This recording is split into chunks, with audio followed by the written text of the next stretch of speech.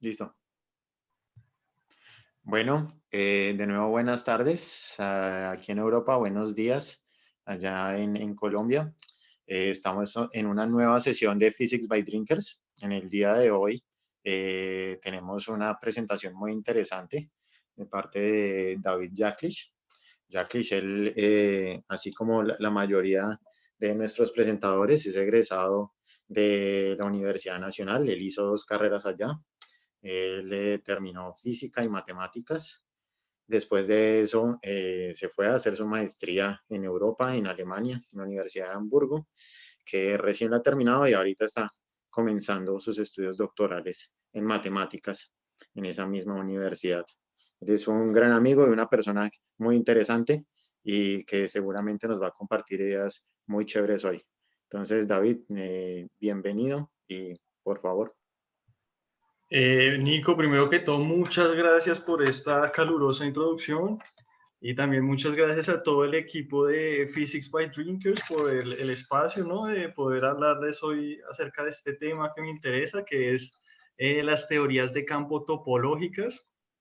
Eh, Desafortunadamente en lo que me dedico ahora ya se aleja un poco mucho de la física, ¿no? Pero pues traté de encontrar este tema que pues tiene conexiones con física, ¿no? Y pues nada, empecemos. Entonces, lo primero que vamos a ver es un poco una motivación desde sí, digamos, desde el punto de vista físico de las teorías cuánticas de campo topológicas. Eh, ya luego veremos un background sobre teoría de categorías que nos ayudará a llegar a la definición de lo que es una TFT. Y pues luego ya empezaremos con ello y por último veremos ejemplos de dimensiones bajas de 1 y 2 dimensiones. Entonces, pues nada, empecemos un poco con la motivación desde el punto de vista de la física. Y claro, esta motivación pues nace de las integrales de camino en teoría de campos, ¿no? Entonces, acá vemos en esta diapositiva pues que tenemos que la función de partición está dada por esta integral funcional de esta exponencial, está dada por esta expresión que tenemos acá. Entonces, ¿qué tenemos acá? ¿Qué ingredientes tenemos acá? Tenemos una función suave entre variedades, phi. Entonces, esta función es lo que nos representa el campo físico. Entonces, por ejemplo, si tenemos que x es r, pues esto es un campo escalar, ¿no? Ya luego S es una funcional que depende del campo y sus derivadas, y es la acción. Entonces la acción está dada por la integral sobre la variedad de L, que es la densidad lagrangiana, y este valor que tenemos acá, pues es la forma de volumen, donde este determinante G es la métrica sobre nuestra variedad M. Entonces, pues claro, toda la gente que ha trabajado con teoría de campos, pues debe estar muy familiarizada con esto, ¿no? Entonces acá pongo un ejemplo, en el caso del campo escalar libre, pues tenemos que la densidad lagrangiana está dada por esta expresión de aquí, donde G es de nuevo la métrica, ¿no? Si tenemos la métrica de Minkowski, pues es una expresión que es muy recurrente en la física, ¿no? Que ustedes ya deben estar muy familiarizados con ella. Entonces, bueno, ¿para qué nos sirve esta función de partición? Entonces, pues esto nos sirve para formular las funciones de correlación. Entonces, si tenemos acá observables O1 o N, el valor esperado está expresado de esta manera, como una sola función de partición y la integral funcional de la acción de estos observables sobre la exponencial de la acción. Sí, entonces, que por ejemplo, si tenemos los observables los campos en 2 puntos distintos, pues la interpretación física de esta cantidad es pues la amplitud de propagación de la partícula entre los 2 puntos, ¿no? Entonces, ¿qué pasa? Esto a priori, estas cantidades pues dependerían de la métrica, que tengamos sobre nuestra variedad, ¿no? Sobre nuestro espacio-tiempo. Pero en el caso en que estas funciones de correlación no dependan de la métrica, llegamos al concepto de lo que es una teoría cuántica de campos topológica. ¿Listo? Y entonces, como un primer ejemplo, tenemos lo que se llama, ay, me pasé, lo que se llama la teoría de Chern-Simons. Entonces, la teoría de Chern-Simons está dada por esta expresión de acá, esta acción que tenemos acá. Entonces, acá tenemos de nuevo la integral sobre la variedad, esta es la traza, este es este wedge product, y entonces ya veremos qué tenemos acá. Pues, ¿qué pasa? La teoría de Chern-Simons, pues es una teoría de gauge. Entonces, pues primero tenemos esta variedad tridimensional M. Luego, ¿qué más ingredientes tenemos? Tenemos un grupo compacto de Lie. Por lo general, entonces tomamos un grupo unitario. Y pues este grupo es el grupo gauge de la teoría, ¿no? Entonces, este grupo es el grupo de transformaciones del campo bajo las cuales nuestra densidad lagrangiana es invariante, ¿no? Entonces, por ejemplo, en electrodinámica tenemos U1 y luego en fuerzas nucleares SU2, SU3, ustedes conocen esto mejor que yo. Y bueno, tenemos más ingredientes acá. Entonces, por ejemplo, tenemos una cosa que es un fibrado principal. Sí, entonces, este fibrado principal es un objeto matemático que nos permite escoger una base coordenada en cada punto de la variedad y de esa forma poder expresar los campos en esta base. Y asociado pues, este fibrado, pues tenemos una unoforma A, que pues como vemos acá, juega el rol del campo físico. Y esta unoforma va a tener valores en el álgebra de Lie asociada al grupo de Lie-G. ¿Sí? Entonces, bueno, pues este es el primer ejemplo que tenemos de una teoría cuántica de campos topológica. Esta teoría de Chern-Simons. Disculpa, David, que te interrumpa. ¿Será que podrías, digamos, para las personas que tal vez no están muy familiarizadas con este lenguaje, como por ejemplo, darnos un pequeño esbozo de qué es un fibrado principal asociado a un grupo como el que tienes ahí y la conexión, digamos, qué rol juega en esa construcción? Claro, Sí, pues yo, y otra pregunta, también para complementar, digamos, ese operador que está ahí escrito en la integral, también podrías explicar mejor cómo funciona. listo, entonces yo quisiera de pronto, no sé cómo hacemos acá, compartir una cámara de tal manera que con eso pueden ver algo que yo escribo, pero no sé si funciona a la hora de grabar la pantalla. Sí, sí, sí, no, muy bien. Bueno, Sí. déjeme, yo tengo que cuadrarlo un poquito, pero sí, para la grabación yo creo que sí se puede. Si quiere empiece y ya lo vamos viendo. O sea, en este momento están viendo la cámara, sí, el problema es que yo no veo que estés allá, Sí, sí, listo. sí. Listo, Probablemente yo creo van que a ahí ver. lo pude poner igual a ambos lados. Entonces, digamos, por ejemplo, el ejemplo que estaba dando es tomar en estos operadores, digamos, O1, si se ve, sí, ¿no? Sí, Como nuestro campo en un punto X y O2, nuestro campo en un punto Y. Y entonces en ese caso tendríamos que nuestro valor esperado de O1, O2 va a ser, bueno, 1 sobre la función de partición, la integral funcional, entonces ahora vamos a tener acá esta función de correlación. si puede por favor un poquito más grande. O sea, yo creo que yo alcanzo a ver, pero pues para que se entienda un poquito mejor en el video. Eso. Ok, voy a acercar acá un poco y para lo siguiente ya trato de escribir un poco más grande. Vale, entonces, pues esta cantidad lo que nos representa pues es la amplitud de propagación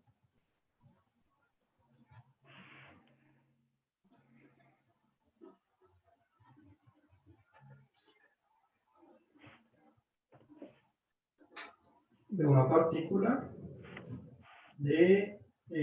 pues de X a Y. Entonces, pues, eso es un ejemplo, pero pues hay varios observables, no sé, digamos, a derivadas está asociado, ¿no?, al momento, hay de múltiples puntos, pero ya esto ya, pues no conozco muy bien cómo interpretarlo físicamente.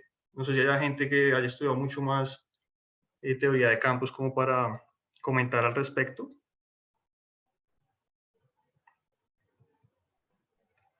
Bueno, y respecto a la Yo creo que pregunta, eso lo podemos discutir al final, que yo creo que aquí hay un par de personas que nos pueden dar alguna guía al es, respecto. y respecto a la pregunta de Nico, de nuevo, pues yo tampoco sé mucho al respecto, ¿no?, de esta parte, sino traté de motivar un poco de la física, pero entonces digamos, ¿qué sería el fibrado principal? Entonces, hagamos de cuenta, bueno, acá escribí como una variedad M, ¿no? Y acá una variedad P, entonces digamos que nuestra variedad M la tenemos acá, nuestra variedad P la tenemos acá, y para cada punto X acá, vamos a tener aquí una fibra que consiste en todas las preimágenes del punto X. Claro, todas las fibras son homeomorfas. Y digamos, cuando uno considera lo que se conoce como una sección del fibrado, eso es lo que nos da las coordenadas. ¿Sí? Para que sea principal también, esto tiene una acción del grupo, pero bueno, ya no sé en mucho detalle cómo esto nos va a dar lo que es la conexión, que también para los que han trabajado en relatividad general, esto ayuda para la noción de lo que es el transporte paralelo, ¿no?, sobre la variedad. No sé, Nico. Pues yo no sé si existan más preguntas al respecto, detalles de cosas que de pronto entre todos podríamos clarificar, o todo está claro en este punto. 1, 2, 3. Está claro. Por favor, David, continúa. Listo, entonces voy a volver a la otra cámara. Y entonces, pues bueno, continuemos con las diapositivas. Por esto acá, tener espacio. Y entonces ahora que quisiera mover un poco hacia el background para definir lo que es una TFT, y es algo muy, muy por encima de teoría de categorías.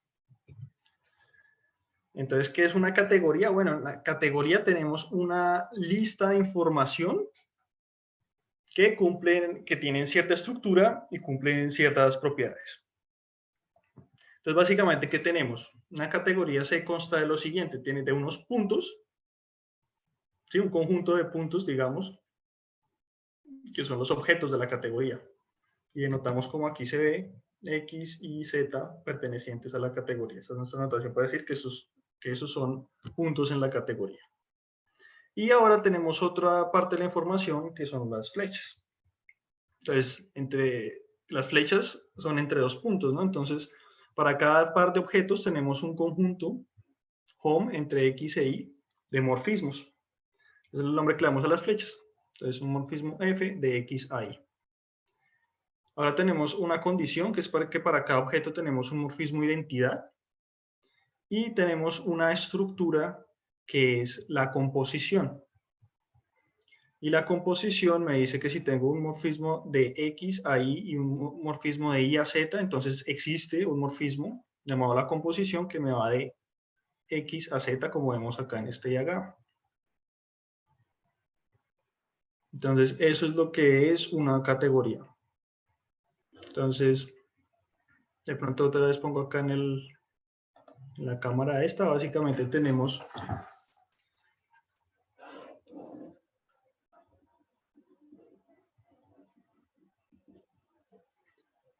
puntos y flechas entre los puntos.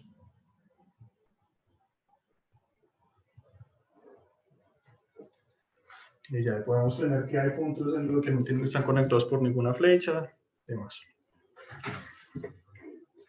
Listo.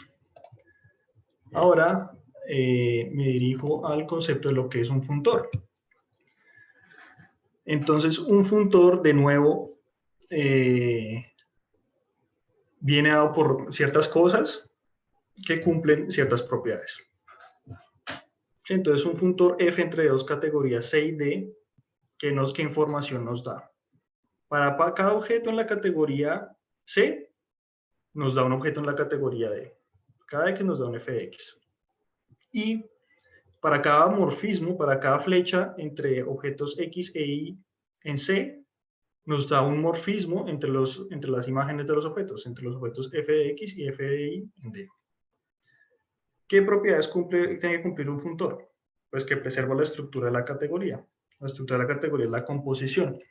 Entonces, ¿qué tenemos? Unitalidad, que es que las identidades, la imagen de la identidad bajo el funtor es la identidad de la imagen del objeto asociado.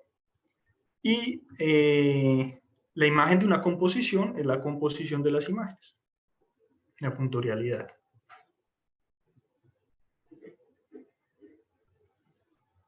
Listo. No sé si hay preguntas hasta aquí.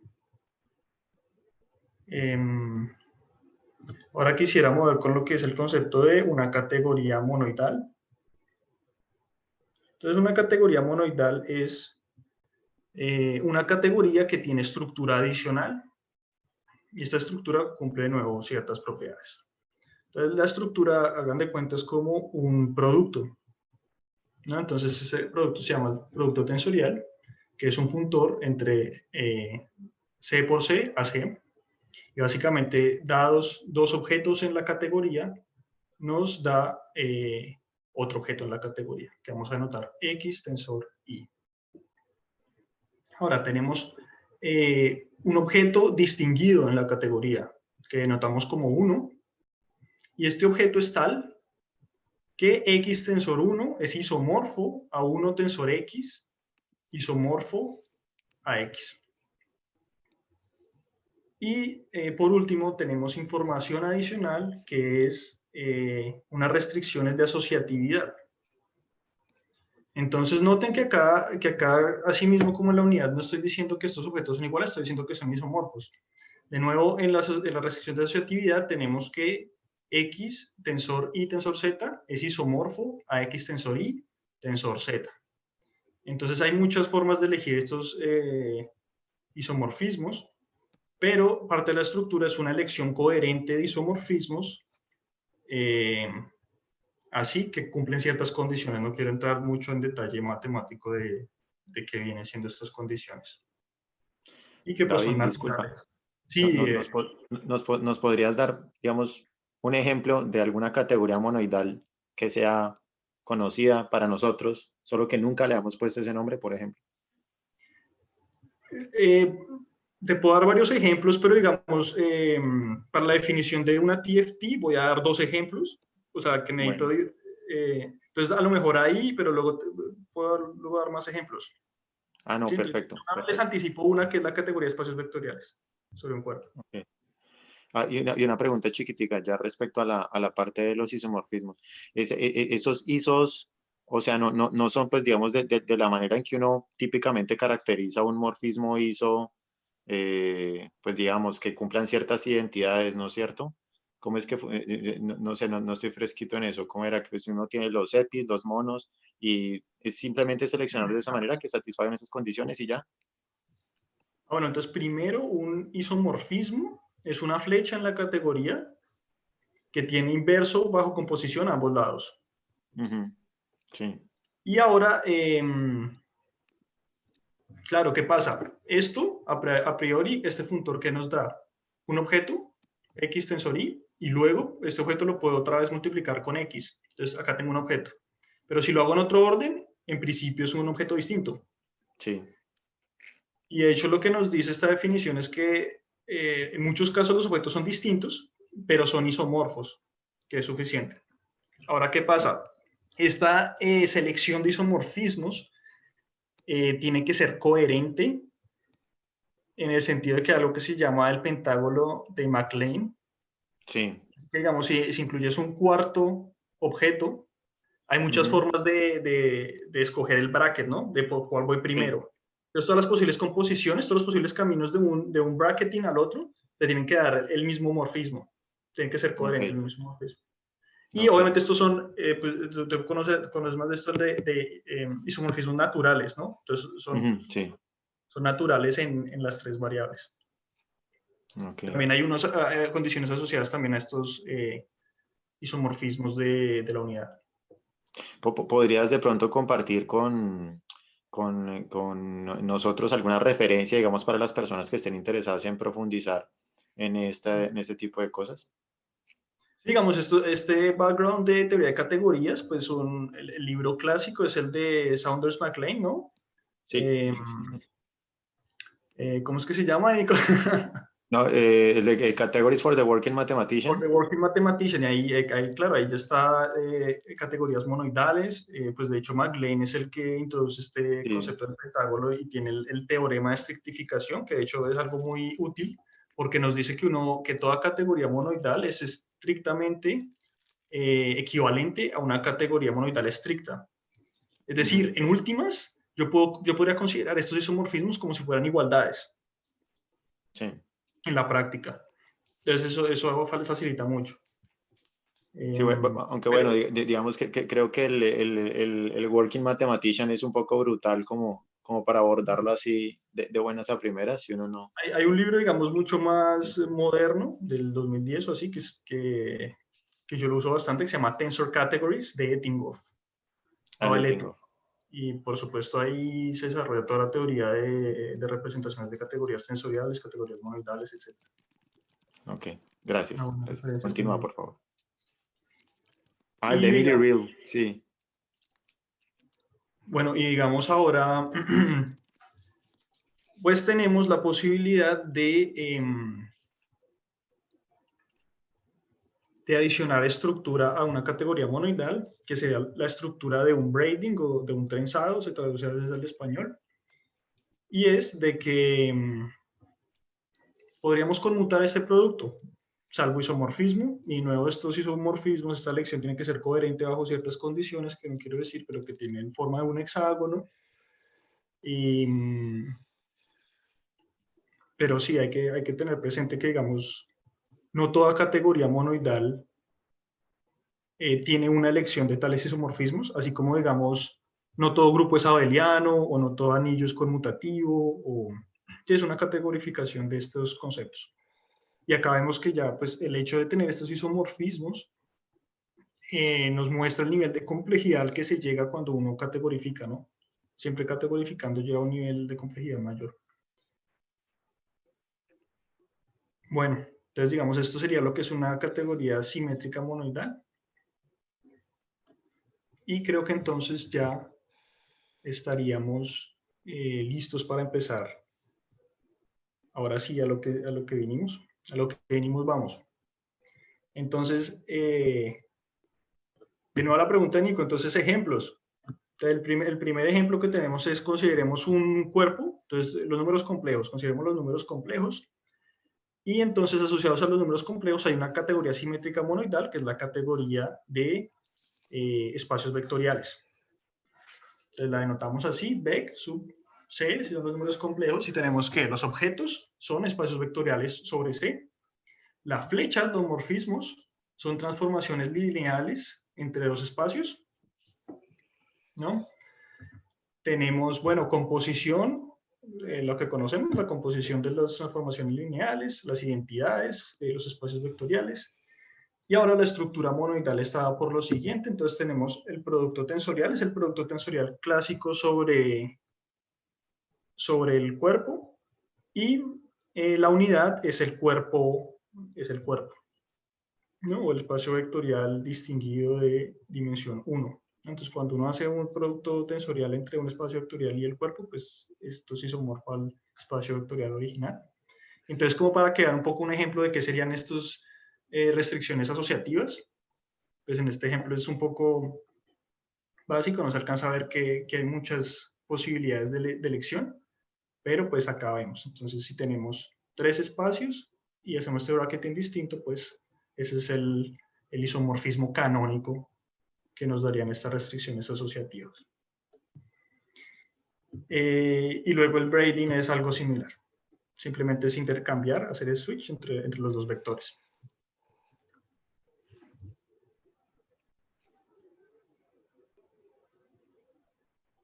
Sí, digamos, este sería el primer ejemplo que tenemos de una categoría simétrica monoidal y que pues en física sí estamos familiarizados a trabajar con esto, ¿no? Con espacios vectoriales. No sé si hay alguna pregunta. Hasta ahora no. Entonces ahora vamos a seguir con la categoría de bordismos, que es lo que viene a ser la parte geométrica que necesitamos para las teorías de campo topológicas. Entonces hay otra categoría simétrica monoidal con la cual vamos a trabajar, que denotamos así como bord sub n. Es un número natural que fijamos. Y está escrita de la siguiente manera. Entonces en este punto los puntos, los objetos, son variedades diferenciables suaves de dimensión n-1 y son orientadas, y acá cerrado significa que no tienen frontera. Entonces, por ejemplo, una esfera. Ya luego miraremos ejemplos en los ejemplos de TFTs. Los objetos son las variedades diferenciables. Ahora, ¿qué son las flechas? Los morfismos, como son flechas entre dos variedades. Entonces cogemos dos variedades, m y n, y un morfismo va a ser lo que se conoce como una clase equivalencia de bordismos, o cobordismos, a veces también se conocen, y es una variedad W de dimensión n, cuya frontera son las variedades m y n. Entonces, esto es lo que va a ser una flecha. Entonces, tenemos a un lado una variedad m, a otro lado una variedad n. La flecha conectando es una variedad de dimensión mayor, cuya frontera son las otras dos.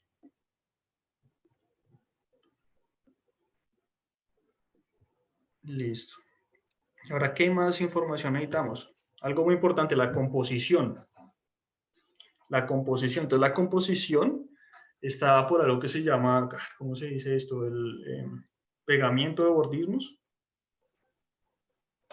Sí. Entonces, obviamente cuando uno compone, digamos, acuérdense cuando tiene una flecha acá de X ahí y luego de Y a Z, pues uno tiene que el codominio de la primera flecha tiene que ser igual al dominio de la segunda, ¿no? Entonces, digamos, estos son dos cobordismos. Entonces, este es un cobordismo W1 entre M1 y M2. Y ahora un cobordismo 2, W2 entre M2 y M3, que son los pantalones que mencionaba Nico. Y entonces, ¿qué hacemos? La composición es pegar a lo largo de esta frontera común y obtenemos ahora un bordismo entre la variedad M1 y la variedad M3, que son estos dos círculos acá en este caso. Entonces, esto lo denotamos de esta forma, la composición. Y, por supuesto, algo que no mencioné de la clase de equivalencia, pues estos bordismos es bajo diffeomorfismo, ¿no? Entonces, ¿cuáles son las identidades? Acuérdense que siempre tenemos una flecha que es la identidad. Entonces, la identidad es el cilindro, que estaba por esta fórmula, ¿no? Entonces, hagan de cuenta que acá no tuviéramos un pantalón, sino un cilindro. Entonces, a este lado de nuevo la variedad M2. Entonces, ¿qué pasa? Si pego esta variedad al cilindro, me queda el resultado es difiomorfo a la variedad original. Entonces nos funciona como identidad, de mismo en el otro sentido. Digamos, esta es como la estructura más interesante de esta categoría. Luego tenemos, por supuesto, el producto tensorial, pero este, digamos, ya no es tan interesante, porque simplemente es, si tenemos dos variedades, las consideramos simultáneamente y ya. La unión disjunta de las variedades es lo que nos va a hacer nuestro producto tensorial. Entonces la unión disjunta la denotamos así. Tengo variedad M, tengo la variedad N y ya. Pues simplemente tengo otra variedad que es tener las dos variedades no conectadas. Y la unidad va a ser la variedad vacía. Entonces si tengo una variedad, y hago la unión con la variedad vacía, pues me queda la variedad inicial.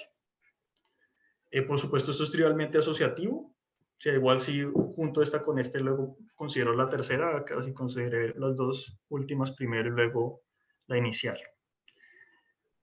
Y digamos el braiding estaba por el cilindro de nuevo. Entonces, este es uno de nuestros ingredientes importantes, que es la categoría de bordismos.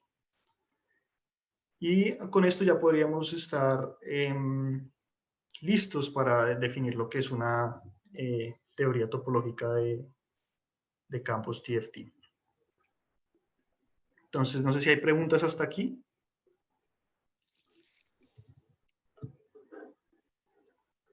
¿O continuamos? Por favor, Y yo creo que pregunten. puede seguir, bueno, total, si en algún momento tienen alguna pregunta, también pueden escribir en el chat, que ahí estamos pendientes. Listo, pero creo que Nico dijo algo. No, que por favor pregunten, que no sean penosos. Vale, listo. Entonces, bueno, un poco acá, pues unas anotaciones de qué pasa. Si tengo una variedad n-dimensional con frontera m y n, esto lo puedo ver de muchas formas. Lo puedo ver como una flecha de m a n. Pero también lo puedo ver como una flecha entre la variedad vacía y la unión disyunta de m y n. O lo puedo ver como una flecha entre la unión disyunta de m y n y la variedad vacía. Entonces aquí algo que no he mencionado es esta estrella. Cuando escribo esta estrella, significa que considero la variedad, pero con la orientación opuesta. La misma variedad de m, pero con orientación opuesta. Entonces,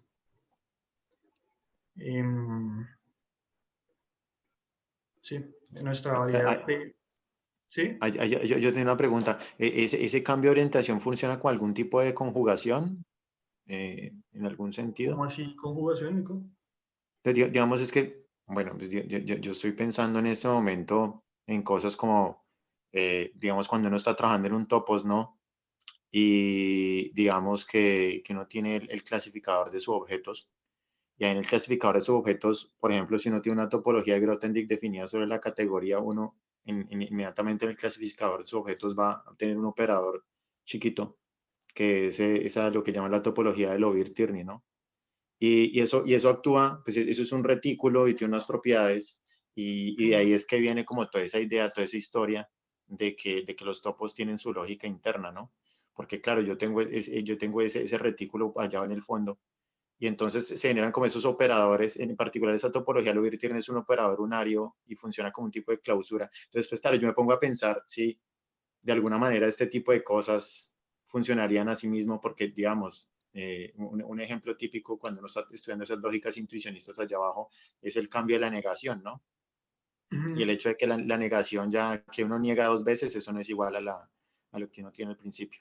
Y entonces simplemente estaba pensando si de pronto este cambio de orientación en este contexto se podría interpretar eventualmente, ¿cierto? O algún tipo de negación o conjugación. A ver, ¿qué te comento? Digamos, yo de este mundo abstracto de la teoría de sitios y topos no conozco. Pero Okay. lo que te puedo decir es, hay una cuestión acá en teoría de categorías tensoriales que se conoce como rigidez, y es la existencia de duales, que es básicamente un poco lo que está haciendo esta operación unaria ahí, que nos da un dual. Entonces, por ejemplo, en espacios vectoriales conocemos el espacio dual, y esto viene con ciertas propiedades, ¿no? Con ciertos mapas naturales, que de hecho ya veremos muy de cerca en los ejemplos. Y entonces tú dices lo de la doble negación en variedades. No sé, alguien en la audiencia. Álvaro, ¿tú conoces si cambio la orientación dos veces me da la orientación inicial? Sí, ¿no? Pues supongo que sí. Es que tampoco, o sea, te iba a preguntar esto porque no me acordaba si en tu definición original habías puesto que las variedades tenían que ser orientables, pero Sí, son orientadas. son orientables. Pero vamos, yo tampoco sé, tengo una idea de geometría Orientadas. diferencial. Sí. Como súper bien, supongo que sí, ¿no? O sea, Sí, ¿no? Porque tienes ahí alguna cosa del determinante y demás que te da la esta y me imagino que sí, si lo haces dos veces te debería quedar exactamente la misma, ¿no? En este caso particular, categoría de bordismo, Si cambias la orientación. Yo diría que sí, y claro, cambia la orientación 2 veces y te da la inicial, pero más algebraicamente en categorías tensoriales arbitrarias Sí, hay una noción que se conoce de pivotalidad, sí, y es que no todas las categorías tienen esta propiedad, pero para ciertas categorías hay una estructura adicional que es de nuevo, una elección coherente de isomorfismos entre el objeto y el doble dual. ujú, ok. Entonces, en este caso estoy casi seguro que sí, pero no te digo porque no lo había pensado. No, bueno, muchísimas gracias, muchísimas gracias. Dale. Y digamos, lo otro que sí quisiera ver muy importante es que toda variedad n-dimensional, ¿sí? Acuérdense que los objetos de la categoría de bordismo son variedades n-dimensionales, pues las flechas son de una dimensión más arriba. Entonces, toda variedad n-dimensional sin frontera la puedo ver como una flecha entre la variedad vacía y la variedad vacía. No tiene frontera, entonces lo puedo ver como una flecha entre vacío y vacío. Sí, por ejemplo, la esfera es una flecha entre vacío y vacío. Ahora, en otra categoría de bordismos va a ser un objeto, pero en este caso es una flecha. Listo. Entonces ahora ya llegamos a lo que sería la definición de lo que es una teoría topológica de campos. Entonces, una teoría topológica de campos es un funtor simétrico monoidal entre la categoría de bordismos y la categoría de espacios vectoriales. Esto se llama una categoría, una TFT n-dimensional. Entonces, no definí a propósito lo que es un funtor monoidal simétrico, porque lo veremos con estas dos categorías en particular qué significa, pero eso trae aparte del funtor estructura adicional. Entonces, haciendo un comentario un poco aquí, más de nuevo volviendo a teoría, a QFT, es que pasa si vemos en este lado, la categoría de bordismos, tenemos es la estructura geométrica del espacio-tiempo. Y en este lado tenemos es la descripción algebraica que se da normalmente por medio de los estados físicos, también por el álgebra de observables, ¿no? De operadores. Entonces, una TFT lo que nos da es una forma de transportar la geometría al álgebra. Entonces, veamos en detalle un poco qué pasa. O sea, esto del lenguaje de teoría de categorías es muy bonito porque es algo muy potente. Estoy diciendo un montón de cosas con solo esta frase. Entonces, veamos en detalle qué es todo lo que significa esto. Entonces, primero tenemos una asignación en objetos. Entonces, para toda variedad m n-1 dimensional, obtenemos un espacio vectorial z de m. Entonces, ¿qué pasa? Normalmente los físicos llaman esto el espacio de Hilbert, ¿no? Pero a veces este espacio no tiene... a veces este espacio no tiene un producto interno, mucho menos la métrica asociada es completa. Pero digamos que en este caso las teorías topológicas de campos es pertinente porque, como veremos luego, estos espacios siempre son finito-dimensionales y vienen naturalmente con una forma bilinear, ¿sí? Con el espacio dual, que sería la interpretación del producto interno. Bueno, ¿qué más tenemos? Da un bordismo, un cobordismo entre dos variedades m y n, pues está asociado una flecha en la categoría de espacios vectoriales, es decir, una transformación lineal entre el espacio vectorial M y el espacio vectorial asociado a N. ¿Qué más tenemos? ¿Qué más cosas? Tenemos funtorialidad, ¿no? Entonces, como dijimos, ¿cuáles son las identidades en la categoría de cobordismos? Las identidades son los cilindros. Entonces, ¿qué hace una TFT? Asocia a los cilindros la identidad del espacio vectorial asociado. Y de nuevo, digamos, esto es lo más interesante de toda lo más interesante de toda la TFT, que es la funtorialidad. Y es que pasa, si puedo describir, o sea, si tengo dos bordismos y los puedo componer, es decir, pegar, es lo que significa la categoría de bordismos, entonces el mapa asociado, la transformación lineal asociada a esta variedad es la composición de los mapas asociados a sus partes. Es decir, yo siempre puedo pensar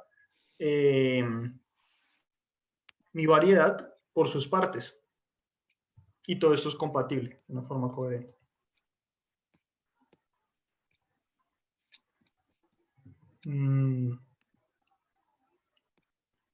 Bueno, y adicionalmente tenemos algo que se llama la estructura monoidal, que no lo he definido, pero que es la estructura monoidal, es decir, es de nuevo elección de isomorfismos, que nos da entonces entre la imagen del objeto unidad del producto tensorial, o sea, de la variedad vacía. Esto tiene que ser isomorfo a la unidad de espacios vectoriales, es decir, al cuerpo. Y si tengo la unión disyunta de dos variedades, el espacio vectorial asociado es isomorfo al producto tensorial de los espacios asociados. Entonces, esta es nuestra estructura monoidal. ¿Te puedo hacer Entonces, ahora, una pequeña pregunta, David? Sí, sí. Sí, o sea, cuando estás definiendo este como funtor Z y demás, ¿lo puedes interpretar como algún tipo de esto de churn classes? O sea, como en teoría acá. O sea, si hay algún tipo, o sea, en plan, como estás trabajando, ¿no? O sea, mandas un manifold M, ¿no? a un espacio vectorial. Si puedes interpretar ese funtor como, o sea, si en algún momento puedes tomar homología o cohomología y eso te manda o sea, lo puedes interpretar como un tipo de teoría K, o si te suena haber visto eso cuando estabas leyendo No, es sobre que no ese tipo de conozco de cosas. teoría acá, Álvaro, lastimosamente. Vale. No, es que solamente por curiosidad, porque me sonaba un poquillo y digo, a lo mejor. Y estaba buscando Sí, aquí no, algún tiempo, perdona, pero no tampoco te encuentro puedo nada. contestar. Vale. Era solamente por curiosidad, por si conocías a lo mejor. Sí. Vale, muchas gracias. No, la verdad, digamos, psicomología en estas situaciones no he visto algún concepto asociado a esto, obviamente para generar ejemplos, ¿no? Para generar ejemplos de TFTs, pues se usan normalmente categorías de fusión, hay por ejemplo, que traen información cohomológica, pero sí, en cuanto a teoría acá no sé, ¿qué es esto de las clases de Shell que mencionas? Bueno, entonces lo que les quería mencionar ahorita es algunas propiedades. Y es que lo que les contaba, el espacio vectorial asociado a las variedades siempre son de dimensión finita. Y el espacio vectorial asociado a la variedad con orientación opuesta es el espacio dual. ¿Qué más? Como vimos, eso es lo más importante de todo, como vimos, una variedad n-dimensional sin frontera es lo mismo que una flecha entre la variedad vacía y la variedad vacía. Pero la imagen, el espacio vectorial asociado a la variedad vacía es el cuerpo. Entonces, ¿qué pasa? Asociado a esta variedad B, a este bordismo B, tenemos una transformación lineal entre el cuerpo y el cuerpo. Que esto es básicamente un elemento del cuerpo, es decir, un número. Tenemos un número. Y este número es un invariante topológico. Entonces, ¿qué podemos decir? Que las teorías de campo topológicas nos asignan invariantes topológicos a las variedades de una forma coherente que es compatible con considerar la variedad en trozos más pequeños, en pegar y en hacer uniones disyuntas. Entonces asocia los invariantes, pero todo eso es coherente con estas operaciones. Y digamos algo que no mencioné al inicio con la teoría de Chern-Simons, o no sé si lo mencioné, no. Esto fue estudiado en detalle por Edward Whitman, ¿no? En su muy aclamado paper de Quantum Field Theory y de Jones Polynomial, que por ese paper él ganó la medalla Fields, el único físico que ha ganado la medalla Fields. Y digamos acá también se asocian invariantes a nudos, ¿no? Que esto también está muy de la mano a lo que es una construcción en TFTs que se llama Deviation Taking to Drive. Pero bueno, se sale del scope de la charla de hoy.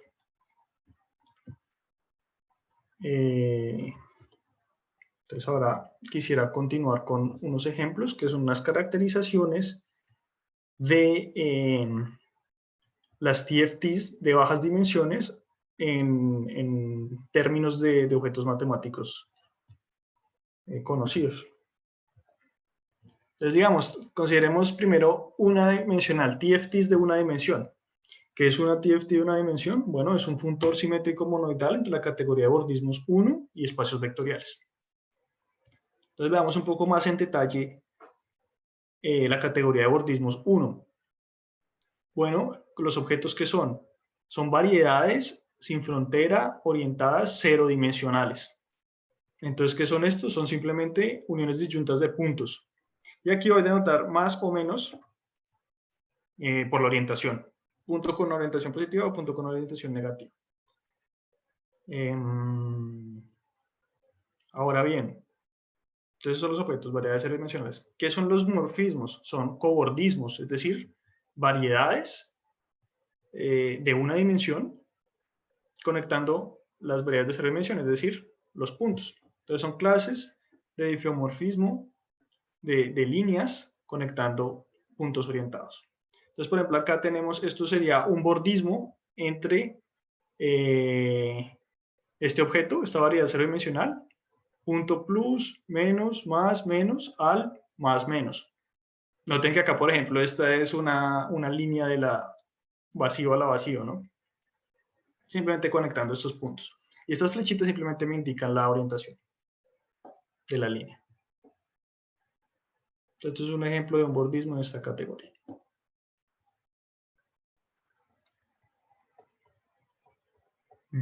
Continuamos. Entonces hay una cosa muy interesante que se llama la teoría de Morse, que describe estos bordismos en fichas más pequeñas, por así decirlo, ¿no? Entonces nos dice que todo bordismo en board 1 es generado por estas piezas de acá, pegándolas o tomando uniones disyuntas. ¿Sí? Entonces, por ejemplo, lo que teníamos aquí antes, por ejemplo, este circulito es pegar esta con esta. Esta con esta, perdón. Así sucesivamente. ¿No? Este, por ejemplo, es una de estas, etcétera. Y obviamente los cobordismos en la categoría son invariantes bajo difeomorfismo. Entonces tenemos unas relaciones, que son que si unimos, por ejemplo, este con este, de esta forma, esto va a ser isomorfo a una línea recta. Va a ser lo mismo, bajo difeomorfismo. Y entonces ahora tenemos el teorema de caracterización. Y es que hay una correspondencia biunívoca entre teorías cuánticas de campo topológicas de una dimensión y espacios vectoriales de dimensión finita. ¿Sí? Entonces, ¿qué pasa? Si tengo una TFT, obtengo un espacio vectorial de dimensión finita, que es evaluar en el punto de orientación positiva. ¿Listo? Pero también al contrario. ¿Sí? Entonces, ¿qué pasa? Si tenemos un espacio de dimensión finita V, ¿cómo construimos una TFT? Bueno, le asociamos al punto de orientación positiva el espacio. Luego, al punto de orientación negativa, el dual. Estoy obligado a hacer eso, como vimos. ¿Y qué pasa? Si ahora tengo una variedad arbitraria, ¿qué hago? ¿Qué asocio? ¿Sí? ¿Qué digo que la teoría me va a asociar? Entonces, por ejemplo, si tenemos este M, que es la unión disyunta de dos puntos positivos y dos puntos negativos, entonces pues asocio simplemente, esto tiene que preservar el producto tensorial. Entonces asocio V, tensor V estrella, tensor V estrella. ¿Sí? Es decir, los espacios vectoriales asociados a cada una de estas partes y unidos por el producto tensorial. Ahora, ¿qué pasa? Hasta ahora solo he definido lo que es la asignación en objetos, pero también necesito en los bordismos, en las flechas. Pero ¿qué pasa? Lo bueno es que sabemos que todo bordismo está, o sea, proviene de unir estas partes. Entonces, me es suficiente con decir cómo son estas partes y ya el resto viene por funtorialidad. Entonces, esto de acá es una función muy conocida que es simplemente la evaluación. Entonces, como una forma lineal en el dual y un vector, y tengo que asignar un valor en el cuerpo. Entonces, ¿qué hago? Evalúo. Ahora, este de acá se llama la coevaluación. Entonces, si tomo una base en el espacio vectorial, ¿qué hago? A un elemento en el cuerpo le asocio simplemente el mismo elemento multiplicado por estos elementos básicos acá en este producto tensorial, que es la base tensor, la base dual. Entonces, noten que acá esto es muy importante en esta suma de que el espacio vectorial es finito. O si no, no podría tener esta suma, ¿no? No tendría sentido. Y ahora estas dos otras, pues hago algo análogo, es simplemente cambiar acá el orden de los tensorandos. Y de este crossing, pues simplemente tengo el intercambio de los dos vectores. Entonces, de esta manera, puedo generar una TFT de una dimensión a partir de un espacio vectorial de dimensión finita. David, una pregunta. Sí. Esta construcción así con esos puntos a mí me invita a pensar, precisamente como estamos mapeando a espacios vectoriales, me hace pensar un poco, por ejemplo, en el retículo de los pesos que uno tiene cuando está estudiando teoría de representación de grupos en general reducibles, pero pues compactos en el caso específico. Entonces, por ejemplo, si yo estoy estudiando la teoría de representación de ese tipo de cosas, yo sé que voy a tener una estructura en el dual del álgebra de Lie, que va a ser ese retículo en el sentido de estructura periódica, no en el del álgebra universal, en el cual cada punto dentro de un cono positivo va a estar asociado a una representación irreducible del grupo, ¿no? Y entonces yo veo que más o menos es algo muy parecido a lo que tenemos aquí, porque digamos en cierto sentido uno tiene que escoger esa noción de positividad es heurística. Uno dice, bueno, yo quiero que estos sean los positivos, ¿no? Uno escoge una cámara de Weyl particular y uno mapea cada punto, porque y eso es discreto, eso es una estructura cristalina, a cada punto uno le asigna un espacio vectorial y efectivamente pasan cosas muy parecidas, ¿no? Yo puedo tener dos puntos y los puedo operar y obviamente ante la acción del mapa eso se traduce en productos tensoriales de espacios vectoriales y demás. ¿Está de alguna manera conectado? ¿Tú sabes? ¿O se No, podría Nico, interpretar? ¿O? no te entendí bien cuál es el retículo asociado a la álgebra de Lie, pero digamos, te entendí que tal vez la duda venía a la arbitrariedad en la elección de la orientación, ¿no? Porque, digamos, No. Es más por ver si cómo conecta esto, por ejemplo, con la representación, podría eventualmente conectar con la representación de grupos de Lie, que pues me interesa bastante. no, pues sí, digamos, hay TFTs más generales en donde no consideras en codominio la categoría de espacios vectoriales, pero una categoría tensorial. Entonces Sí. ya lo que asocias son otro tipo de objetos. Y ya luego hay otra cosa que son TFTs extendidas, pero esto ya entras en dos categorías. Ok. En la categoría de bordismo ya tienes más, sí, tienes dos tipos de flechas, ¿no? Objetos. Sí. Y, entonces, claro, por ejemplo, ahí puedes conseguir representaciones de un grupo, ¿no? De codominio. Pero Sí. no sé, digamos, respecto a lo del punto, tal vez algo que no aclare es que, digamos, claro, yo estoy arbitrariamente siendo el positivo el V y por qué no el negativo. Pero lo que podemos ver acá es que en realidad estos son pares duales, en realidad no hay ninguna, porque ¿qué pasa? El V es isomorfo al doble dual, que es lo que estamos Sí. hablando, la categoría de espacios vectoriales es una categoría pivotal, es el lenguaje que estaba hablando antes. Pero ¿qué pasa? Sí, como el V es de dimensión finita, el V doble estrella es isomorfo al V. canónicamente. Ok, En ok. realidad, el V es el dual del V estrella. O sea, ambos son duales del otro. Ujú. Entonces, en realidad, acá todo es sumamente simétrico. Entonces, Ah, yo o sea, hubiera... el doble dual del espacio vectorial es el mismo. Sí, porque todo eso sí se ocurre para todo espacio de dimensión finita. Claro, claro, claro. En Y el caso de dimensión infinita sí ya se pierde esa, ¿cómo se llama? Reflexividad de esos espacios, ¿no? en el caso de, sí, exacto, en el caso de dimensión infinita no tenemos que el V sea isomorfo al doble dual. Y, y digamos, está asociado también, ya que estamos hablando de totalidad y todo esto, la vez pasada hablamos un poco de esto, ¿no? Hace 8 días, me preguntaste en representaciones de un grupo, representaciones infinitas. Entonces ahí, por ejemplo, esta es una de las razones por la cual se pierde la rigidez, se pierden los duales, no hay representación dual tampoco en ese caso. Claro, claro. Bueno, por favor, continúa. Gracias, David. ¿Sí?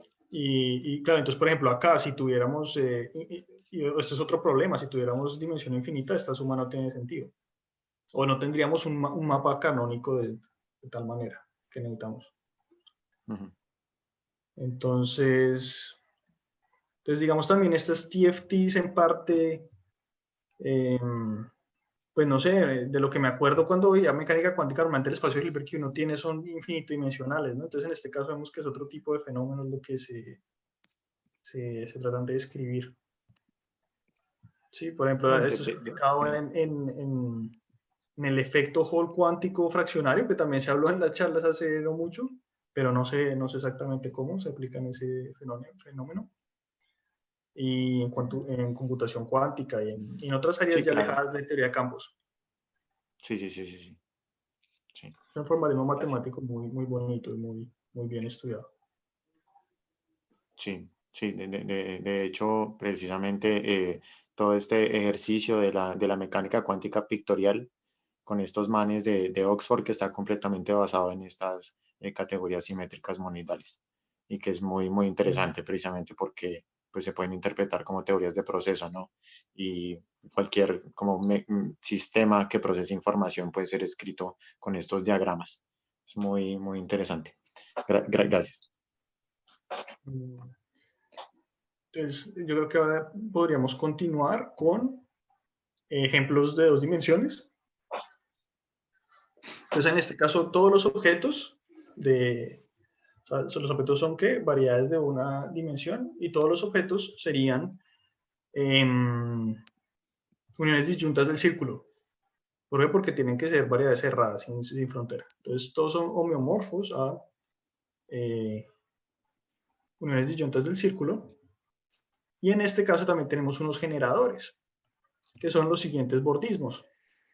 Entonces tenemos acá un cilindro, unos pantalones de para arriba, unos pantalones de para abajo, una copita que va del vacío al círculo, una copita al revés, que es del círculo al vacío, y ahora este crossing entre dos círculos y dos círculos. Entonces, toda variedad de 2 dimensiones puede ser descrita de nuevo, pegando y tomando uniones disyuntas de estos generadores.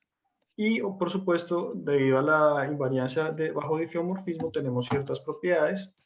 Es que obviamente, digamos, estas dos variedades, si tengo unos pantalones acá, luego les pego a una pata de otro pantalón, los pantalones, en realidad me da igual a cuál pata elegí pegárselos, ¿no?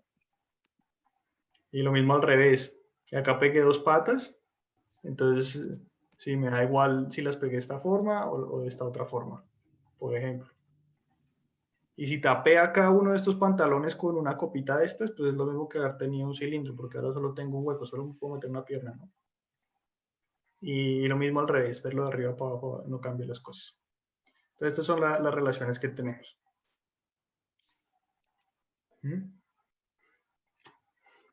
Pero entonces estas relaciones son muy interesantes porque ¿qué pasa? En el mundo algebraico esto nos va a dar un montón de condiciones sobre los objetos que vamos a obtener. Y ya lo vemos. Entonces, ¿qué pasa? Pues asociado al círculo vamos a obtener un espacio infinito dimensional que va a llamar A. Y asociado a los generadores, pues voy a tener transformaciones lineales. Entonces voy a tener transformación lineal. Este va de dos círculos a un círculo. Entonces, de A tensor A A. Entonces, esto va a ser lo que nos da una cosa que se llama la multiplicación. La multiplicación en A. Ahora, tenemos uno del vacío al círculo, o sea, de K a A. Entonces, lo que nos da una unidad. ¿Sí? Dado el 1 de K, me elige un elemento de A. Y ahora, digamos, hay unas nociones duales. Entonces, estos dos transformaciones lineales que tenemos acá nos da lo que se conoce como una estructura de un álgebra. Un producto y una unidad. Y hay un concepto dual que pronto la gente que ha estudiado un poco algo de Hopf, de álgebras de Hopf, ha oído que son el dualizar, o sea, cambiar el orden de las flechas, que es la estructura de una coálgebra. Entonces, de nuevo, de un círculo a dos círculos tenemos un mapa de A a Hola, ¿con quién hablabas? Y tenemos también una counidad, que es una transformación lineal de A a K. Entonces, bueno, todas esas transformaciones lineales nos da una estructura nada que se llama la estructura de un álgebra de Frobenius, que es lo siguiente. Es como les decía, es un espacio vectorial A con una estructura de álgebra asociativa, una estructura de coálgebra coasociativa y una condición que se llama la propiedad de Frobenius, que es esta. Esta es la condición que básicamente dice que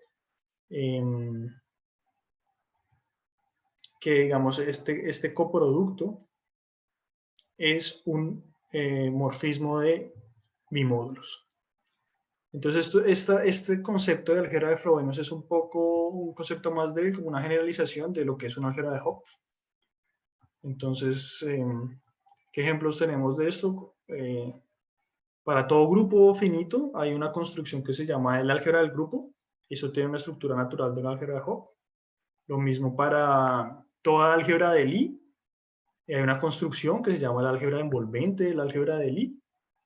Esto también tiene naturalmente una estructura de álgebra de Hopf. Por ejemplo, hay otro ejemplo de funciones de un grupo al cuerpo. Eso también tiene estructura de álgebra de Frobenius. Bueno, hay muchos ejemplos. Entonces, bueno, nada, acá simplemente muy rápidamente quería mostrarles cómo las propiedades que tenemos de los bordismos nos proveen las propiedades algebraicas. Entonces, que no me importe dónde pego los segundos pantalones, en la pierna derecha o izquierda, eso se me traduce en la asociatividad del producto. Lo mismo esta propiedad del cilindro se me traduce en la unitalidad. Y esta última propiedad que no vemos muy en detalle se traduce en la conmutatividad. Entonces, más que álgebra de Frobenius, es una álgebra de Frobenius conmutativa. Y esa propiedad de Frobenius que enunciamos se traduce de la geometría desde esta relación. Yo no quiero entrar mucho en detalle para no aburrirlos con esto. Pero entonces, básicamente, el enunciado es que hay una correspondencia biunívoca entre teorías topológicas de campo dos dimensionales y álgebras conmutativas de Frobenius. Y, digamos, hasta ahí llegaría lo que tenía planeado contarles el día de hoy. Digamos, ya si uno sube a 3 dimensiones, que ya es en lo que se trabaja, pues ya hay un problema y es que no podemos, por ejemplo, acá en el caso 2-dimensional, teníamos estos objetos generadores que son los círculos, y ya sé que todo varía de esta forma, pero en 3 dimensiones, ahora les voy a compartir la cámara. 3 dimensiones, ¿qué pasa? Vamos a tener qué objetos tenemos, por ejemplo, pues tenemos el toro. Ay, creo que no se ve, ¿no? El toro, pero también vamos a tener, pues ya en general superficies de genus arbitrario, ¿no? Esto es de genus 2, ¿cierto? De genus 3. Y así para todo número natural tenemos una variedad 2-dimensional cerrada orientada, de manera tal que no tenemos una cantidad finita de información para la cual asociemos un espacio vectorial, ¿no? Entonces tenemos que asociar infinitos espacios vectoriales y entonces luego ver cómo esto. Entonces, para estudiar 3 dimensiones en adelante se vuelve mucho más complicado y hay otros procedimientos para hacer esto. No alcancé a preparar, hay una cosa muy interesante que ya se parece un poco más a la física, a QFT, que es la teoría de Dijkgraaf-Witten, pero pues lo dejamos de pronto para la próxima, les comento un poco más si les interesa. Muchas gracias por la atención. No, muchas gracias a ti, David. Qué charla tan interesante, tan chévere. Bueno, comentarios, preguntas, observaciones. Bueno, yo tengo una. Por favor. Bueno, sí. Bueno, sí, gracias. Entendí unas cositas, otras no tanto, pero eso está muy bien. Entonces, bueno, primero se mencionó que esto se utiliza para QFT, ¿cierto? Entonces, no sé si se pueda mencionar como en algún problema en específico, o sea, en QFT o en física, no sé, digamos como una dimensión, 2 dimensiones, ¿eso para qué se usa? O sea, estos ejemplos de 1 y 2 dimensiones no tengo ni idea. Pero de 3 dimensiones. Yo podría meter la cucharada, ¿Sí? y es que típicamente la aplicación, digamos, más directa y que más se ha estudiado de estas teorías topológicas en 2 dimensiones ha sido precisamente la teoría de anyons. Entonces, de partículas con estadística, precisamente que cuando nosotros estamos estudiando estadísticas en escenarios donde nuestros espacios de configuración son bidimensionales, no tridimensionales. Entonces se sabe que empiezan a aparecer partículas que tienen estadísticas no necesariamente fermiónicas y bosónicas. Y un ejemplo muy famoso de una caracterización algebraica de esos objetos es un artículo de Kitaev del 2005, que lo pueden buscar, que se llama Anyons in an Exactly Solved Model and Beyond. Entonces, Anyons, Kitaev 2005-2008, y ahí está pues cómo se aplica todo esto para estudiar ese tipo de objetos, y que precisamente va a ser digamos, como el modelo, va a ser la base para para la teoría de Kitaev sobre computación cuántica topológica, donde este tipo de cosas, precisamente lo que comentaba David al principio, la independencia del carácter métrico del funcional, que al final del día solamente depende de la estructura topológica, va a ser útil, por ejemplo, para escribir códigos de corrección cuántica de errores, en los cuales precisamente como el objetivo es codificar información de manera que podamos protegerla de la acción digamos, ante transformaciones continuas inducidas por el ambiente. Si nosotros somos capaces de caracterizar los elementos de información que estamos manipulando en nuestra teoría con invariantes topológicos, como los que comentaba David, como la acción de ese funtor sobre esas variedades que genera esos endomorfismos del cuerpo en sí mismo, pues precisamente esa información, así siempre que la acción del environment sea continua, entonces va a permanecer invariante. Entonces, digamos, hay muchas aplicaciones que de pronto no bajan tan abajo como de pronto es el trabajo de David, pero en los cuales sí se hace relevante y se manifiestan todo este tipo de objetos de alguna u otra manera. Gracias, Nico, por salvarme de la pregunta. No, todo bien. Sí, no, por supuesto, de lo que he leído por ahí es, ya en caso de 3 dimensiones, ¿no? Lo más común de aplicación en física, ¿no? Pero qué bueno este dato de los aniones y esos ejemplos que estás dando. Yo tengo una duda al respecto también. O sea, con respecto, es que yo tenía en la cabeza ese mismo ejemplo que Nico dio. Pero entonces, o sea, la charla me gustó mucho, David, me agradó mucho la charla. Muchas gracias, un crash course muy bueno. Yo muchas cosas no las sabía. Y bueno, y con esto que acabé de ver y con el ejemplo que dio Nico, digamos, en el ejemplo en el de, digamos, usando aniones para hacer computación cuántica, yo pues digamos, uno allá, digamos, la cosa algebraica que uno usa, pues al final uno ve que uno puede usar esta álgebra de Temperley-Lib y con eso uno hace un montón de cosas en, digamos, en la parte de computación. Pero entonces yo me pongo a ver en este caso, digamos, viendo que uno puede asociarle a estos bordismos un espacio vectorial y uno puede hacer todo este tipo de cosas. En ese caso de, digamos, en el que estamos pensando en computación, digamos, yo sigo sin conectar como, yo no sé si Nico sepa, cómo uno mete el asunto del teorema de solo f, quita f, o sea, ahí cómo entra ese asunto. No, Porque, no, o sea, mejor dicho, porque, o sea, o sea, mi pregunta viene es porque, mejor dicho, yo lo que estoy viendo es que uno puede asociar un espacio vectorial de dimensión finita, pero yo lo que no veo es, digamos, si existe una restricción o existe alguna otra característica que me diga qué dimensión es la que es más apropiada. Y, y bueno, y el teorema de solo f quita f, pues yo tengo entendido que solo funciona cuando la dimensión es, o sea, cuando tengo ese U2, ¿no? Entonces sí. yo no sé ahí cómo pegar esas ideas. O sea, mejor dicho, mi pregunta yo la quiero formular es, ¿existe alguna restricción o alguna condición en todo ese tratamiento categórico que me indique qué dimensión es la de este espacio vectorial finito? ¿O esto solo son consideraciones físicas que uno tiene que tomar en cuenta, digamos, al aplicarlo?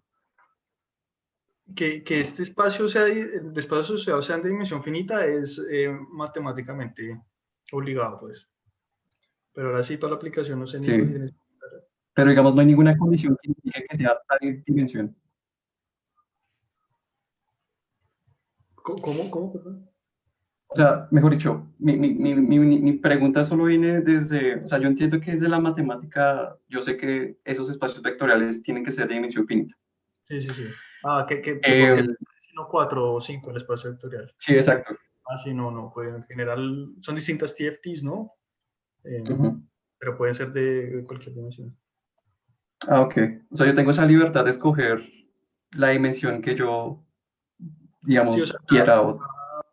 claro, viéndolo de la otra perspectiva, entonces cada espacio vectorial de dimensión finita, a partir de ahí yo puedo construir una TFT y claro, yo puedo elegir el espacio que quiera de cualquier dimensión. Ah, ok, vale, vale. Esto Sí, en el sí, caso de esa era mi duda. TFTs de Sí, una dimensión. O sea, ahí tenemos dos dimensiones, ¿no? La dimensión de la TFT y la dimensión del espacio vectorial que Sí, claro. establecemos. Ujú. sí, Ok, vale. yo creo que precisamente para que se haga relevante, es decir, para contestar la pregunta de solo y quita F, uno ahí tendría que restringir el que ahí tendría que restringir el codominio del funtor que presentó David. Y digamos, por ejemplo, Exacto. me ciño a un grupo compacto particular y a una representación y a una teoría de representación de ese grupo compacto. Entonces me quedo con todas las representaciones de ese grupo en particular, obviamente todas de dimensión finita, que va a estar en el codominio del funtor.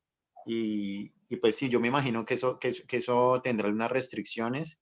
Me imagina que de alguna manera esta descripción categórica va a adquirir algunas propiedades, porque digamos yo, por ejemplo, pienso, digamos ya pues en cosas que de las que yo conozco, cuando uno está haciendo, digamos, cuando uno tiene un ejercicio muy parecido, pero digamos en el dominio uno no está trabajando con esta categoría de bordismos, sino que uno está trabajando simplemente con conjuntos finitos. No está trabajando con la categoría de conjuntos finitos si uno quiere mapear conjuntos finitos a la categoría de espacios vectoriales sobre un cuerpo K. Si uno se restringe a que a esa sección de los espacios vectoriales sobre un cuerpo K, que son representaciones representaciones en general de algún grupo compacto, eso uno, digamos, yo puedo definir la categoría de todos los funtores que hacen esa acción, que van de finset, de grupos finitos allá.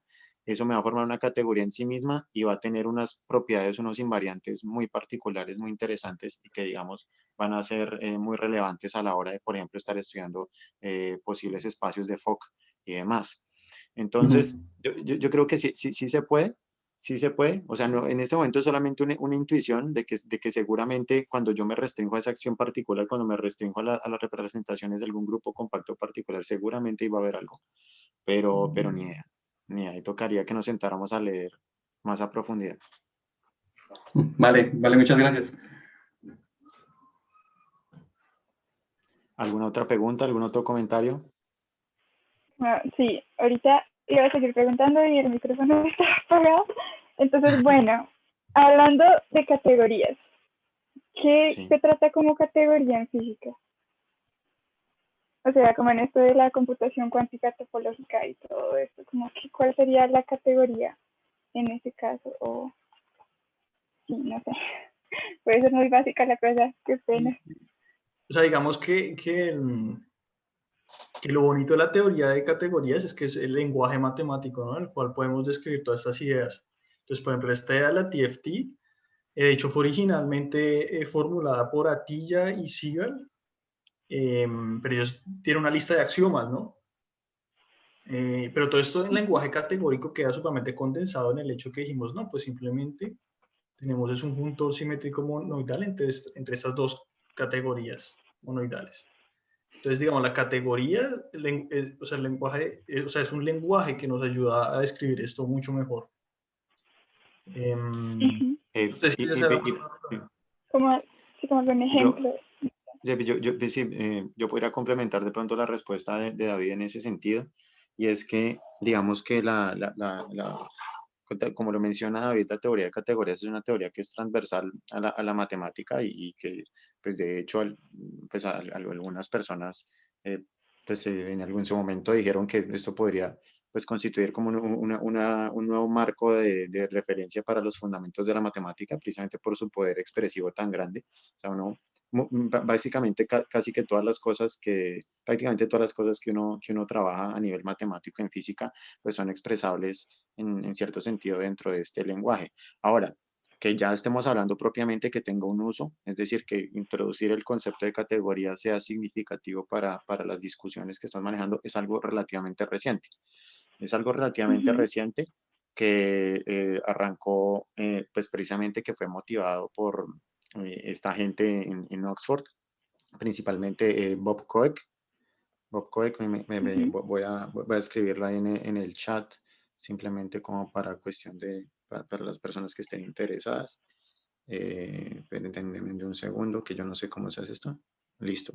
Entonces, Bob Coek, les recomiendo mucho el libro que él escribe con Alex Kissinger, precisamente el de mecánica cuántica pictórica.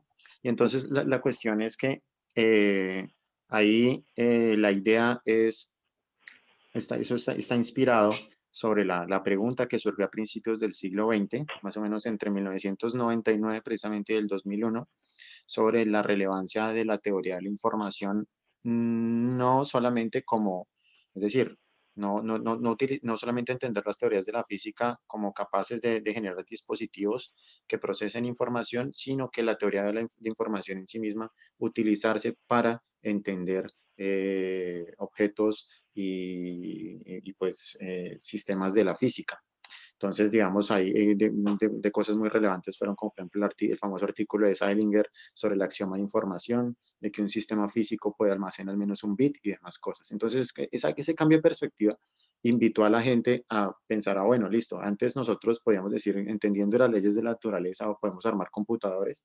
Ahora, bueno, ¿qué pasa si entendemos la naturaleza en sí misma como un computador muy complejo, cómo procesa información, cómo la manipula, etcétera? Entonces, eso continuamente me fue llamando la atención de la gente que trabaja en Computer Science, y eventualmente eso terminó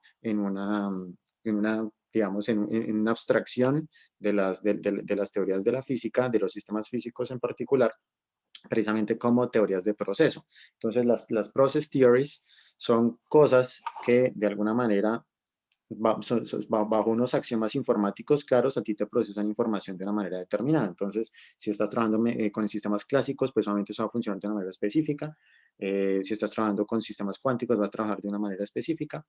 Y lo que se dio cuenta, los que hicieron en cuenta estas personas, en particular Koeke, Kissinger y el que fue como el profesor de ellos, más o menos, que fue este man, Samson Abramsky, es que la teoría de categorías, y en particular específicamente esto que mencionaba David, la parte de categorías simétricas monetales, es un lenguaje natural para las process theories. Es decir, las process theories se escriben de manera perfecta con este tipo de cosas. Entonces, un ejemplo así concreto, muy directo, son los circuitos cuánticos.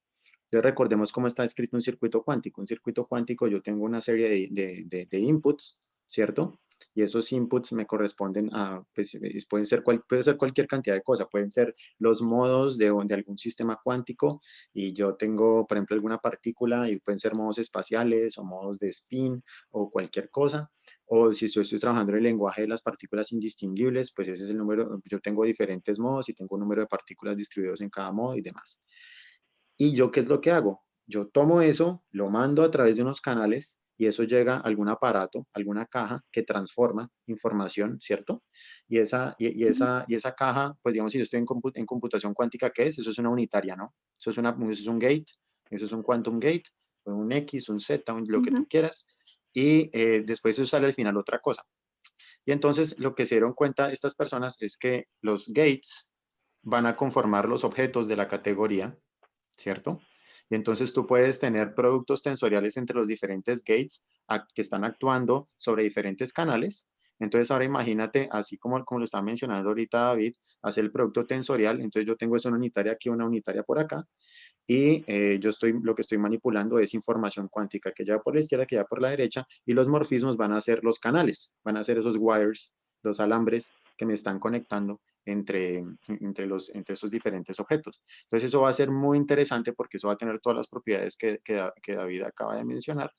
Y pues en general, digamos, en específico trabajamos sobre este tipo de escenario cuántico, que es un ejemplo clarísimo de donde eso es una categoría simétrica monoidal, pero si nosotros nos queremos ir más allá, entonces yo empiezo a habilitar las propiedades en las cuales pues, estos objetos de la categoría, mis compuertas, me manipulan la información y yo puedo eventualmente estar manejando cosas, por ejemplo, teorías de procesamiento de información postcuánticas, con no localidad más allá de la mecánica cuántica o con comportamientos extraños que puedan ser interesantes para mí de alguna u otra manera.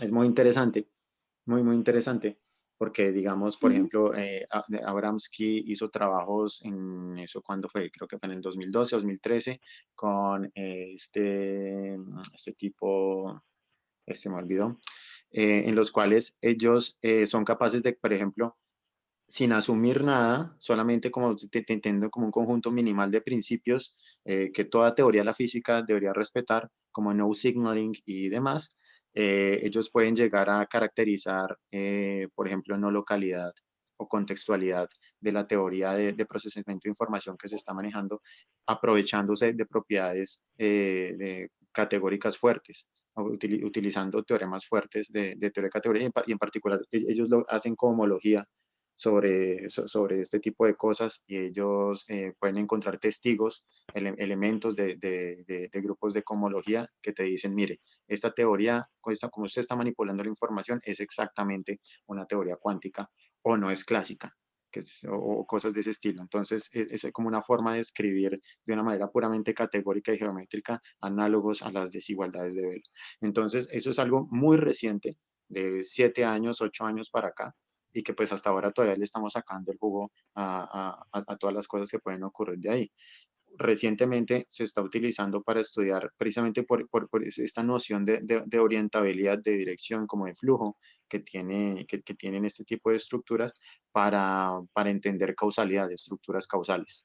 Entonces, hay estructuras causales, las process theories van a tener en el corazón estructuras causales y esto se puede, y entonces eso pues digamos se está empezando a utilizar recientemente. Ahí, digamos, está la referencia de Kissinger y Coe, que es como la mejor introducción, y en adelante, pues, hay muchísimas cosas más recientes e igual muy interesantes. Gracias. Bueno. Y digamos, otro comentario, volviendo a la motivación con la que inicié en teoría de campos. También, pues nada, lo que habíamos mencionado, ¿no? Que pues o sea, simplemente esto lo que nos da es una forma de transportar estructura geométrica, acá tenemos la geometría del espacio-tiempo, en términos algebraicos. Entonces el término algebraico es nuestro espacio de estados físicos. Pero claro, entonces todo esto está condensado en lenguaje categórico, de una forma coherente. Entonces esta es nuestra teoría, porque entonces, dependientemente de cuál sea nuestro espacio-tiempo, ya tenemos una descripción de cuál sería acá su espacio asociado. Bueno, gracias. Muy interesante la cuestión. Gracias. ¿Alguna otra pregunta, otro comentario, observación, crítica? No, solamente para agradecerle a mi tío por la excelente conferencia, de verdad. Estuvo muy chévere. Con muchísimo Estos temas son muy interesantes. ¿Cómo? No, que con muchísimo gusto. Muchas gracias por el espacio. Encantado de estar acá. No. Y no, pues muy chévere, de verdad, pues poder saber un poquito más del trabajo de David, de las cosas que está haciendo allá, No, porque, por supuesto, yo quisiera aclarar que yo no trabajo en eso, ¿no? Sino el ah, trabajo bueno, es en álgebra, pero lo que trabajo tiene aplicación en esto y quisiera un poco llegar un poco más cerca a la física. No, por lo de Physics by Junkers. no, re bien, Sí, re no, bien, re bien. está muy bien, está, digamos, adecuado para el espacio. Pues obviamente eso era algo que hemos discutido, que usted está haciendo unas cosas que pues de pronto se salen un poco de los alcances del proyecto, pero pues está muy bien la cuestión. Eso sí, ¿no hay alguna otra comentario, pregunta o alguna cosa por el estilo? Bueno, entonces si Diego no, Arias, Diego Arias, ¿tiene alguna pregunta? siempre embalando. Bueno, yo tengo una pregunta. Eso. ¿Por qué pantalones y no sudaderas? No, es que no iba al doctor, weón, no iba al médico. Ah, Entonces, esa es la pregunta. pero No, funcionaría. es que en Cali sí son sudaderas, porque vos cómo no te vas a poner un pantalón allá. Lo bueno es No, que son acá en homimorfos. Cali son No hay bermudas o problema. muchos. Sí, exacto. Y sin variante en isomorfismo, entonces pantalones mochos son lo mismo. Tenemos la misma descripción, no hay problema. Ah, bueno, listo. Muy bien, muy bien. Homimorfos, pantalones y sudaderas. Sie- Gracias Siempre, por el siempre, aporte. siempre las preguntas del caleño llegando al punto. O sea, Sí, estuvimos sí. dando vueltas durante 2 horas y ya por fin. Y ahí estaba el secreto. Se concluye ahí. Listo. Entonces, sí, pues con esta maravillosa pregunta concluimos. Muchísimas Sí. gracias a todos por asistir en esta nueva sesión. Los esperamos dentro de 8 días. Y nada, pues agradecerles por su atención, agradecer a los organizadores como siempre. Siempre es una alegría compartir escenario con gente tan talentosa. Y nada, hasta la próxima vez. Listo, sí, nos vemos la próxima semana que nos habla Federico. Federico hablando de interpretación de rompimiento de la simetría y cosas de este estilo. Entonces vamos a ver cómo nos va. Los esperamos entonces.